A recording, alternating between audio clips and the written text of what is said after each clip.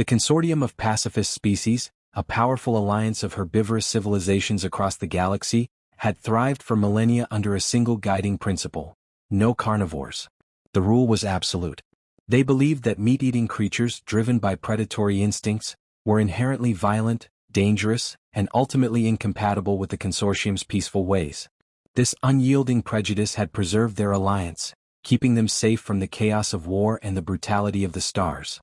But humanity had complicated things. Just a year ago, humans, a carnivorous species from the third planet of a minor yellow star, had achieved faster-than-light travel. Now they were pushing the borders of their solar system and reaching out to other worlds, eager to explore and establish contact. Their messages, carried through space, spoke of peace, cooperation, and a desire to join an interstellar community. But the Consortium had doubts. Watching the transmissions from Earth, they saw a world filled with contradictions. Reports from the Consortium's intelligence division painted humans as an unpredictable, aggressive species, prone to war and territorial disputes. And yet, these same creatures were reaching out with open hands, speaking of compassion and diplomacy. This made them a problem, one the Consortium could not ignore. So they sent an assessment team. The team consisted of 4 delegates, each representing a member species of the Consortium, and each one specially chosen for their experience in carnivore containment. Leading the mission was Elin, a tall, elegant creature from the Anirine species, whose slender form and large, expressive eyes gave her an air of wisdom. Her feathers, a soft gradient of green and blue, ruffled slightly as she contemplated the strange species they were about to encounter. Alongside her was the sturdy Garen, a burly creature from the Urakian species, covered in coarse fur and notorious for his uncompromising attitude. Beside him, Yelan, a sensitive and meticulous planner from the Lithari species, watched with visible unease as their ship neared Earth. Last among them was Solon, the youngest member, a researcher from the Furlian species, who had yet to lose her natural curiosity despite Consortium training. Approaching Earth orbit, the ship's navigator announced, breaking the tense silence that had fallen over the delegation. Elin straightened, her feathers settling. "Remember, everyone," she said, addressing her team, "these humans are carnivores. They may seem civil, even compassionate, but their predatory instincts run deep. Our observations must remain strictly objective. We will not be swayed by appearances." The others nodded, although Solon hesitated. Elin's warning lingered in her mind. She had grown up believing that carnivores were naturally violent, that their nature could not be changed. Yet something about the humans' broadcasts had unsettled her. She had seen images of humans helping each other, working together, and even caring for animals, creatures they could have easily preyed upon but chose instead to protect. It was odd. She couldn't reconcile these scenes with the Consortium's warnings. Their ship settled into a discreet orbit, invisible to Earth's inhabitants. Using remote observation drones, the team began their mission, studying humanity, focusing on behavior, social structures, and any signs of aggression. Their first observations confirmed their worst fears, or so they thought. The drones captured scenes of humans engaged in what appeared to be territorial disputes. They observed soldiers in military uniforms training, weapons ready. The delegation watched as humans in business suits engaged in heated negotiations, arguing fiercely over resources. For Garen, this was all he needed. "It's exactly as we feared," he muttered, his deep voice filled with disgust. "They're driven by conquest, no different from any predator species." But then something happened that made them pause. On the third day, the drones captured a scene of a human rushing toward a wounded animal, a dog as their research identified. The human, a woman, cradled the bleeding creature in her arms, comforting it as if it were her own kin. She gently dressed its wounds and, despite her limited resources, tended to it with patience and care. The team watched, stunned. "Is this normal?" Yelan asked, his voice uncertain. "An anomaly," Garen grunted, his arms crossed. "Probably an instinct to protect future prey. Or she plans to eat it later." Solon didn't believe that. The woman's compassion had been unmistakable. She'd seen no hint of ulterior motive in her care, only genuine empathy. "Could it be possible that they don't behave as expected?" she ventured, her voice barely a whisper. Elin frowned. "Let's not jump to conclusions," she warned. "We'll observe longer."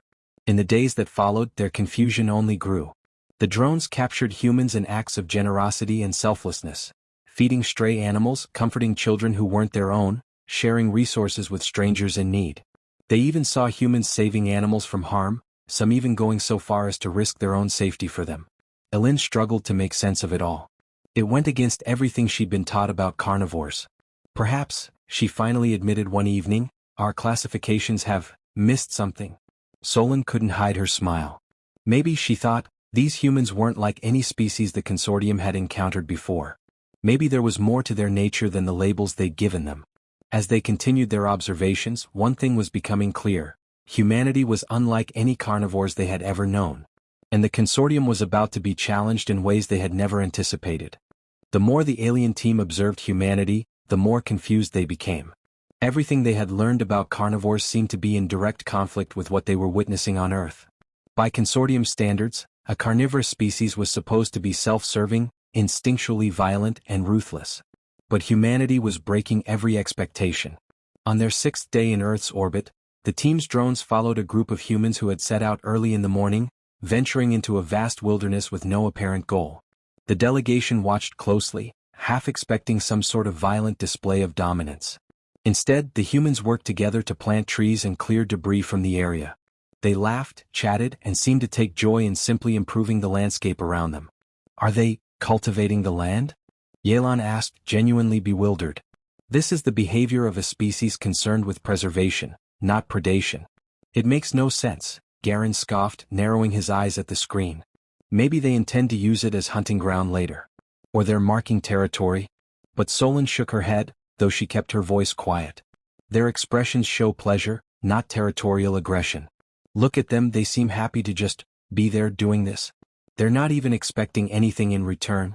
Garen shot her a skeptical glare, but Alin raised a feathered hand, silencing him.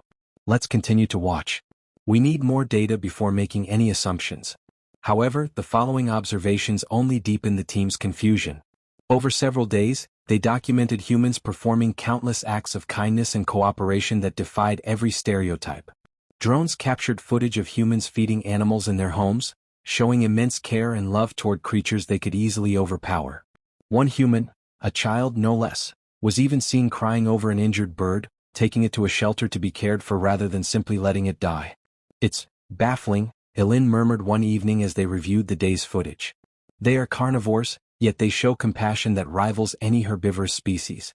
Yelan, usually cautious, nodded in agreement.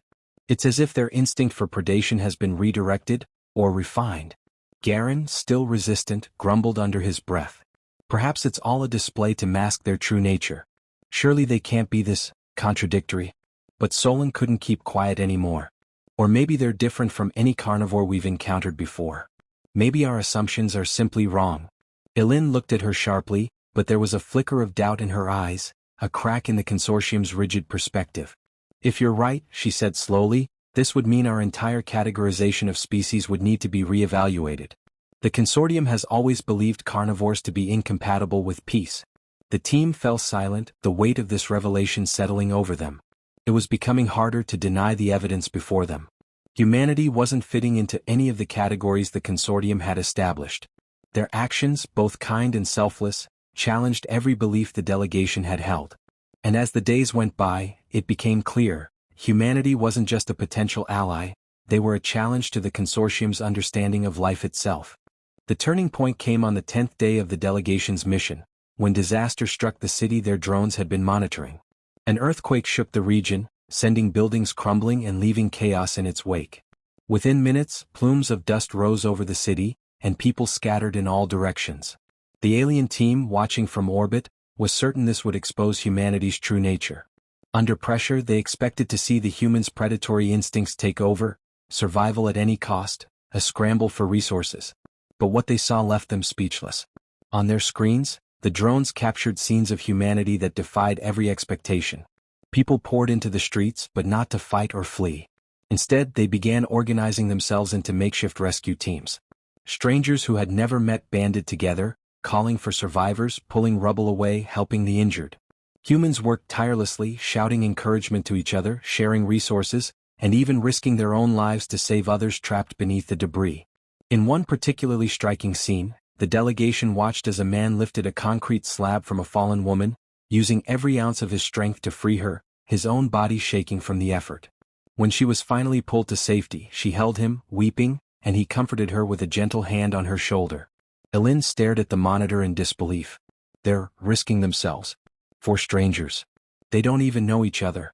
Garen's usual scowl softened as he watched humans handing out water, sharing blankets and treating each other's wounds. For the first time he had no snide remark, no cynical interpretation. Even he couldn't deny what they were seeing. Yelan broke the silence. They don't act like carnivores, he whispered. They act like us.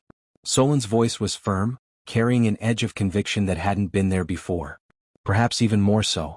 Look at them, they're going beyond mere survival. They're caring for one another for no gain. They don't even know who's watching. This is pure empathy. Elin shifted uncomfortably, grappling with a feeling she wasn't used to, admiration. Everything she had been taught about carnivores was unraveling before her eyes. I don't understand, she murmured, her feathers quivering with confusion. This isn't supposed to happen. The Consortium forbids carnivores because of their inherent violence. But these humans? Yelan nodded, his gaze fixed on the screen. It seems we have made assumptions based on incomplete information. If they are capable of such selflessness, then perhaps they aren't the danger we believe them to be. The scene shifted to a young child clutching a stray animal, an injured dog, desperately trying to keep it warm. The child was trembling but refused to let go of the creature, even as rescuers led her to safety. Solan watched, a tear slipping from her eye. I think we owe it to them to share what we've seen. The Consortium needs to understand what we've discovered here. Elin took a long breath, her face softened, her preconceptions shattered. Agreed. Humanity's compassion is undeniable. Perhaps it's time we reconsidered what we thought we knew. As the team prepared their report, they knew their findings would challenge the Consortium's core beliefs. But one thing was clear, humanity's kindness was not a mere exception, it was an unshakable truth. The delegation's return to the Consortium was met with tension. As they stood before the council, Elin prepared herself to deliver a report unlike any she had ever given. The towering council members, representatives from each species in the alliance, watched the delegation with a mixture of curiosity and skepticism. They expected to hear confirmation that humans were, as all carnivores were, violent and untrustworthy. But Elin's expression hinted at something far more complex. She began, her voice steady but with an edge of hesitation. Members of the Consortium Council, our findings on humanity have been unexpected. A murmur rippled through the chamber. She continued, choosing her words carefully. As you know, humans are indeed carnivorous. They possess the instincts and physical traits that typically define predator species. However, she paused, glancing at her fellow delegates, we witnessed behaviors that defy every standard of our categorization. Garen, usually the most skeptical, stepped forward to support her. We observed an unprecedented level of cooperation, even in moments of extreme crisis. During a natural disaster, these humans risked their lives for strangers, even for animals, showing empathy and selflessness that we believed exclusive to herbivorous species. The council members exchanged startled glances, visibly unsettled. One of the elders, a stern representative from the Lidhari species, spoke up, her voice full of doubt. Selflessness? In a carnivorous species? This sounds like an anomaly, not a trait. Perhaps these behaviors are exceptions. Solan, with a quiet strength, shook her head. It was no anomaly, elder. We observed countless acts of kindness, compassion, and empathy. We watched them care for the injured, share their limited resources, and form alliances with each other and with other species purely for the sake of helping, not for any advantage. This was no performance. The elder narrowed her eyes. But if these humans are as you say, their kindness would put them at a disadvantage among other carnivores. How could they survive? Yelan answered, that's what we too wondered. But humans have proven to be adaptable. They have found ways to coexist, to balance their predatory nature with empathy. They form bonds and build communities stronger than anything we've seen in predator cultures. Their capacity for cooperation, even across species, is profound. Another council member, visibly moved but cautious, asked, but are they safe? Could they truly join us without compromising our security? Elin took a deep breath. I believe so. Humanity's kindness is not an aberration, it's a core part of who they are. If we deny them solely based on our prejudices, we risk losing an ally who embodies the values we claim to hold dear: empathy, cooperation, and peace. The chamber fell silent, the weight of her words settling over the council. After a long pause, the Lidhari elder nodded slowly. This requires further deliberation, but your findings are compelling. She looked at each delegate, a reluctant respect in her gaze. Perhaps we have let our fear of carnivores blind us to the truth. Perhaps humanity is an exception, or perhaps we were wrong to judge them so hastily. With that, the council voted. It wasn't unanimous, but the decision was clear. Humanity would be offered the chance to join the consortium, under careful guidance and observation. As the delegates left the council chamber, Solon looked up at the stars, a smile playing on her lips. For the first time, the consortium would welcome a carnivorous species, not out of pity or fear, but because they recognized humanity's kindness as a strength. And for humanity, it was the beginning of a new chapter. One that would bridge worlds, break down centuries of prejudice, and prove that compassion could thrive in the most unexpected places.